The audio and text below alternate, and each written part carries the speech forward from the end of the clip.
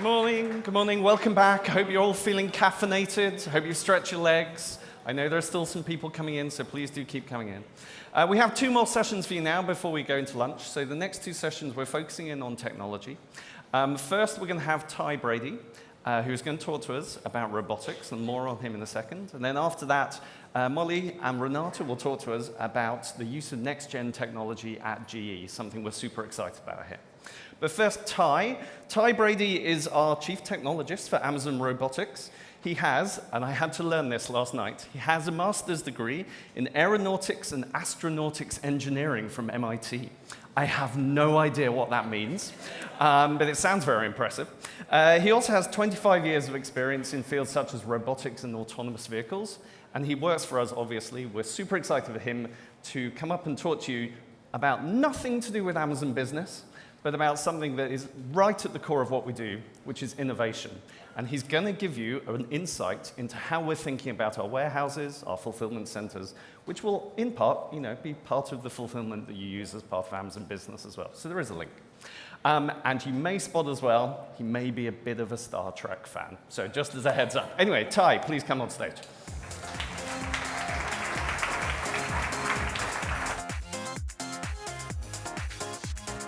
Well, good morning, everybody. Great to be here in London. It's really a treat. I'm enjoying the conference.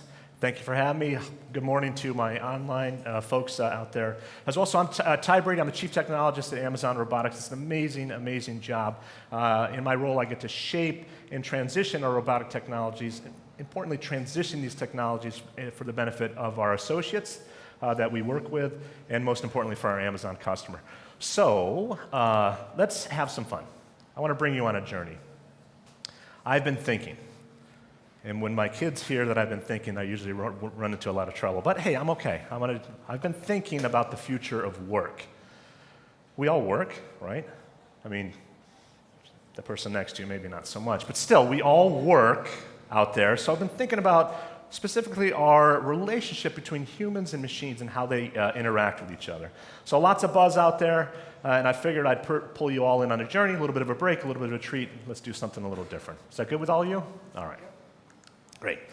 So since this is about the future, we should start with the basics. Star Wars 4, A New Hope, Luke Skywalker, how humans and machines work together. I can go on a journey, tell you about R2-D2 and how R2-D2 makes Luke Skywalker a little bit better. But somebody inside Amazon came to me and said, hey, Ty, love how you start off the talk, but it is science fiction. It's fiction. I'm like, what?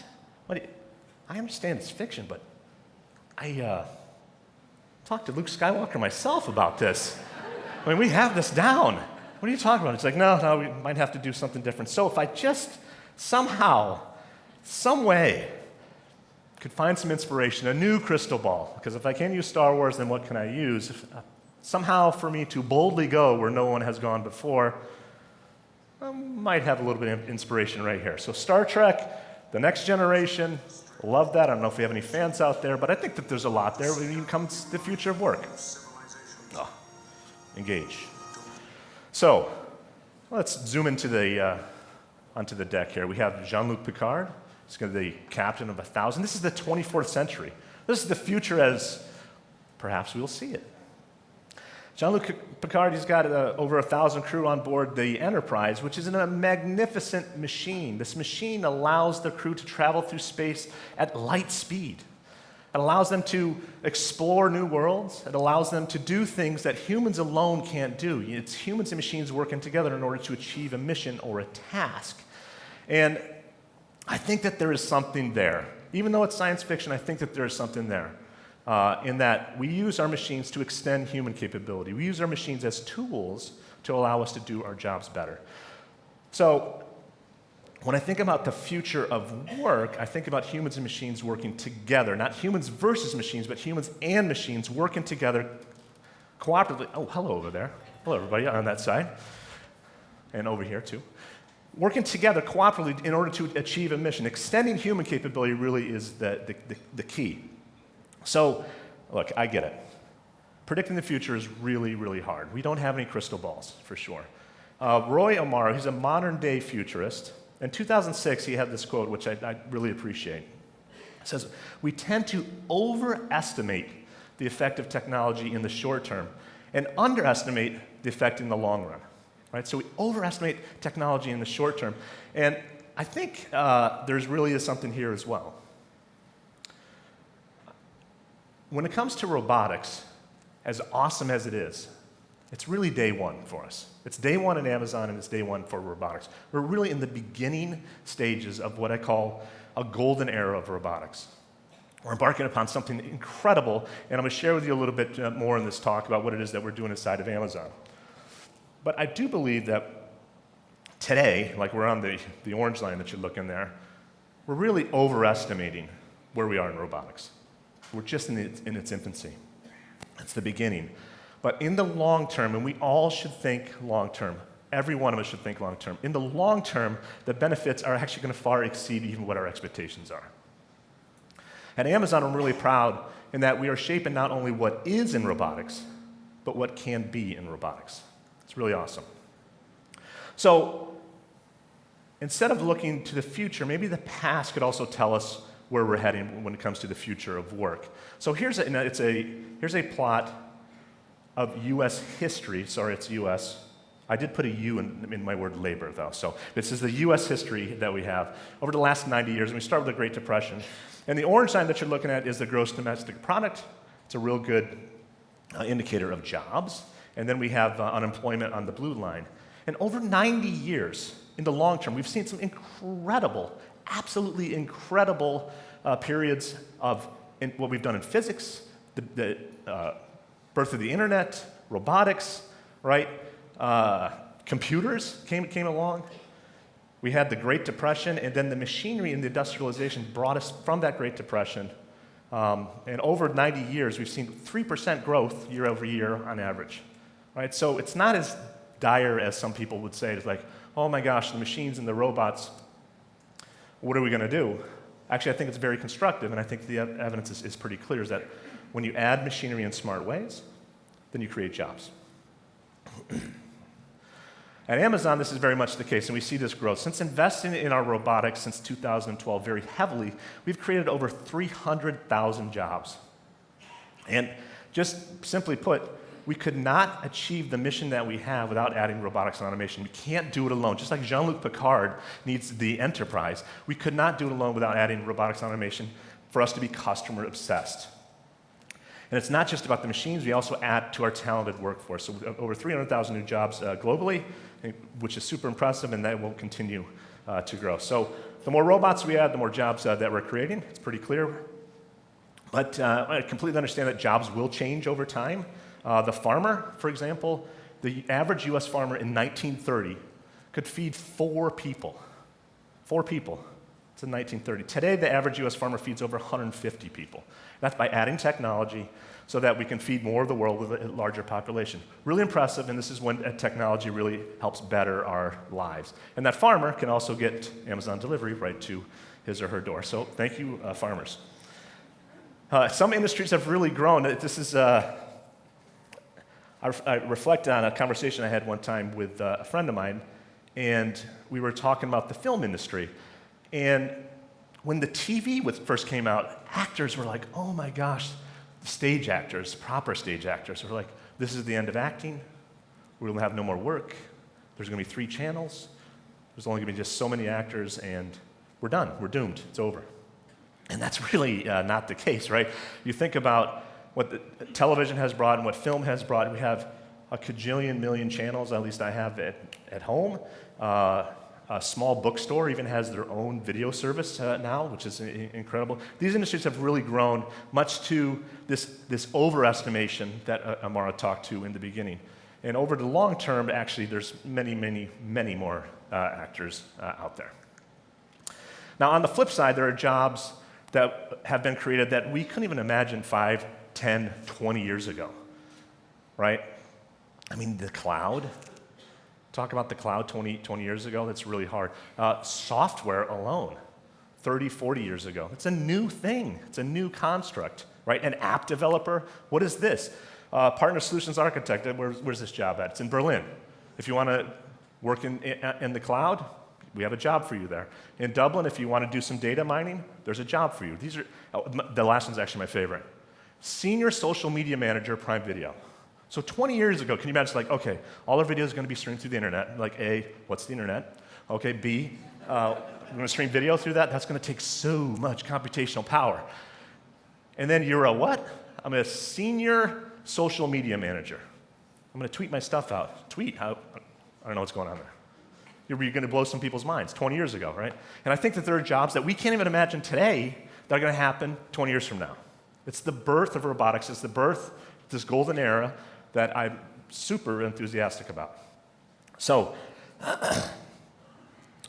as a systems engineer, I tend to think about the entire system. And when we deploy our robotic systems inside our fulfillment centers, we think of this as an entire system. And you want to leverage the strengths of all your systems such that any one part is stronger when you have the system as a whole. So we think about humans and what humans are really good at. We're wired. We're really good at problem solving, abstraction, generalization, creative thinking, just using common sense. We're really, really good at this. Robots, not so much. Robots are great at crunching numbers and moving with precision, lifting heavy objects, really remembering a whole bunch of stuff. I can remember 10, maybe 20 items. I can't remember every item that we have inside a fulfillment center by any stretch, right? So as a systems engineer, you want to leverage the strengths of each, combine them together so that you have something greater than the whole. When you do that, this creates jobs. So here's my own virtuous cycle of how robotics creates jobs. So let's start with better robots. So better robots to me are robots that are collaborative, robots that extend human capability, right? Robots that are good tools that allow us to do what we want. Those robots are collaborative, so they need human labor. See how I put the U in labor there? They need machine labor and human labor together to collaborate in order to gain more productivity. Super critical. You do it smartly together so you gain more productivity. When you gain more productivity, hopefully that productivity has value for you. Is there value in what you're producing? For Amazon, it's a pretty straightforward equation. We want to have a low-cost good, we want to have a huge selection of goods, and we want it to be delivered to your door with a great customer experience. That has value. So whatever you do, make sure it has value. If there's value, you're going to delight your customers. When you delight your customers, that is what it is all about. When you delight your customers, you also get the benefit of revenue. Revenue that you can invest now into more technology, of course, but also more jobs. Creates more job growth. When you have better technology, I'll have better robots, and then we'll continue to spin this virtuous flywheel as we have for the past few years here. It's pretty powerful, pretty incredible, and I think it's a great predictor of the future. So I thought I would share with you a few examples inside of Amazon of how we're doing this, and this is really our bread and butter. So what you're looking at right here, this is what we call our drive unit, and it's a really simple concept. Instead of the associate inside our fulfillment centers going to the goods, like I can have a cart and I can go down the cart and pick the item. There's my lightsaber. Go down, here's my Jedi manual. Here's my Star Wars plushie toy. Got that, and then you walk it all the way back and then box that out. Instead of the associate going to the goods, the concept is straightforward. The goods can come to the associate on demand just in time. And when you click the Buy Now button on Amazon.com, you click that Buy Now button, we'll source where that good is at any point in our entire network. We'll source that, and then the robots, at the right time, will go out and grab. You'll kind of see in the background that big sea of yellow. These are yellow pods, and the yellow pods physically store our goods. Let me see. I have a picture here. All right? So to date, we've deployed over 200,000 of those little orange robots inside our fulfillment centers. It's quite impressive to see, and I have a little treat for you here in a few minutes. And we store all those goods on the yellow pods that you're looking at there. So anything that we have comes inbound from our supplier. We'll have an associate take those goods, stow them into the yellow pods, and then our robots are smart enough to figure out where they should go inside a fulfillment center. And then if you ordered your lightsaber, then we know exactly what pod is associated to that lightsaber. And like magic, a robot will go out, grab the pod, and then when our associate sees, okay, you've ordered the lightsaber, they'll just reach out with their right hand, or whatever hand, and it's right in the right bin. And we do this thousands and thousands of times. It's a massively parallel system, and it's really impressive to see. So this collaborative robotics, for example, this is actually taken right here in England, LTN4, I think it was, where, so another example that we have. So we have this massively parallel system of robots, and then we have our associate right here who's wearing what we call a tech vest. And the tech vest allows our associate to problem solve. So if something falls off the pod, the human says, that's off the pod, that's not going to create a problem, but that other thing fell off the pod. I want to go out, pick it up so I can keep a clean floor. Well, the way we used to have to do it is that you'd have to be very prescriptive about where you wanted to walk and what you wanted to do, and I wanted to go get that one item. We're like, enough of that. It's not about humans adapting to the machine environment. Our machine should adapt to the human environment. So we have this tech vest, and now our associate can simply walk out into the field at any point in time and problem solve of what's going on. So they can pick up this item. Oh, I see another one over here. I'll pick that up. And then this symbiosis allows our robots to plan better and allows the humans to problem solve at a macro level. Really cool to see. So, speaking of seeing, I thought that I would share a little home video of one of our fulfillment centers. And this is in New Jersey. We have a rather large fulfillment center. And I want you to keep your eye out for humans and machines working together collaboratively. And then you might get a sense of scale of where we're talking in just one of our buildings that we have through our large network. So let me just roll the video for a little bit.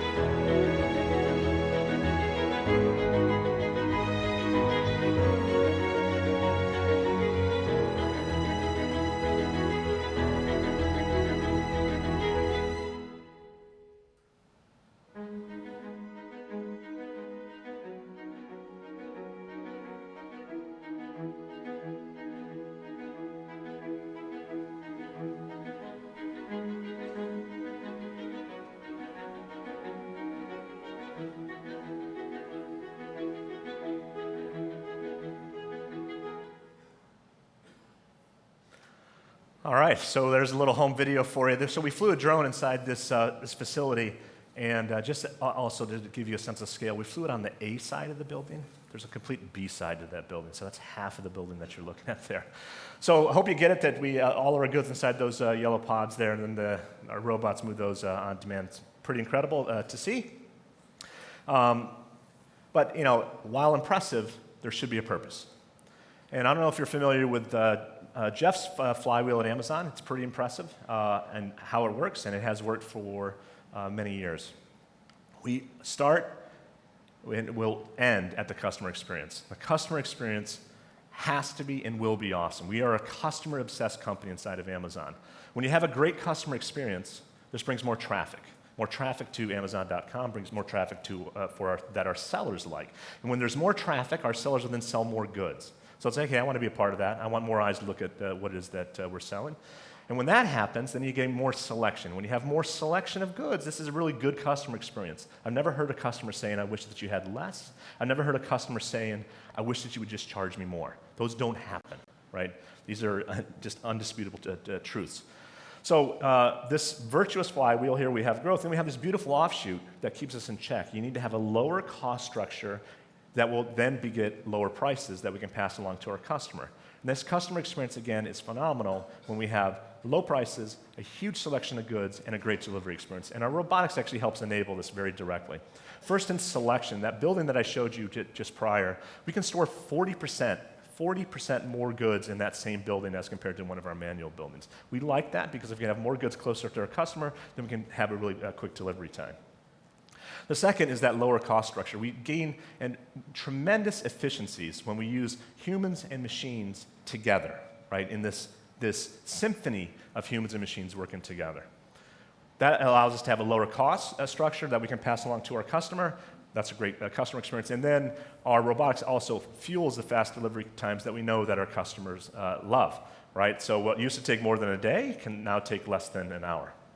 So we'll innovate in all ways possible to delight our customer, and it's just been phenomenal. So I am super optimistic about the future of work that we have. I think Star Trek does get it right.